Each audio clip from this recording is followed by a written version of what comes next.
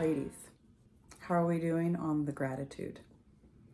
Are you thinking of some things that you're grateful for? Are you waking up every morning with a grateful heart and a grateful thought in your brain? Some days are easier than others, let me tell you. It reminds me of the story of Pollyanna. And Pollyanna is a very optimistic little girl that has faced some things in her life. Despite the circumstances, she's very optimistic. And it's because her dad, who is now passed on, has taught her to play the glad game, which is whenever you are faced with something that might seem negative, you think of a way to be glad about it. And my sister and I actually played the glad game yesterday about a situation that could have been negative, and we were thinking, well, at least it didn't come to pass, or at least it didn't give me a heart attack thinking it happened, I mean, we were being a little silly with it, but sometimes you have to do that. It's not always easy to be grateful when you're in a hard situation. It's not always easy to think of what to be thankful for. There are some days are easier and some days are not, but we can all find something to be grateful for. In 1 Thessalonians 5:16 through 18, I'm going to be reading out of the New King James Version. Rejoice always. Pray without ceasing. In everything give thanks, for this is the will of God in Christ Jesus for you. Rejoice always.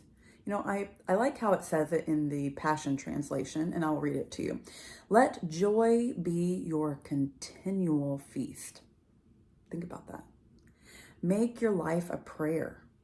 In the midst of everything, be always giving thanks, for this is God's perfect plan for you in Christ Jesus.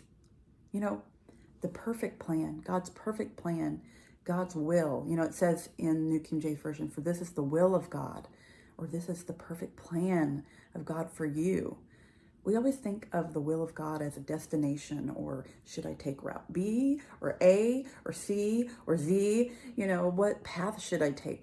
What destination, what ministry, what future thing am I supposed to obtain? What is the will of God? And sometimes the will of God is who you are, because you can get to point A or point B or whatever you think is God's will for you. You can get to that place, but not be at the right place in your own heart and your own mind. And God's perfect will for you and perfect plan for you is to have joy always, to let it be your continual feast. How can you continually feast on joy and have thanks in everything, and to make your whole life a prayer, to be continually in prayer, make your life a prayer? Now that is God's will for you. So think about it. How can you have joy every single day, no matter the circumstance, no matter where you are in your journey? How can you feast on joy? How can you find something to be grateful for? And how can you make your life a prayer? What's something that you can do today to focus on joy and to let joy reign in your heart and to feast on it? Think about it.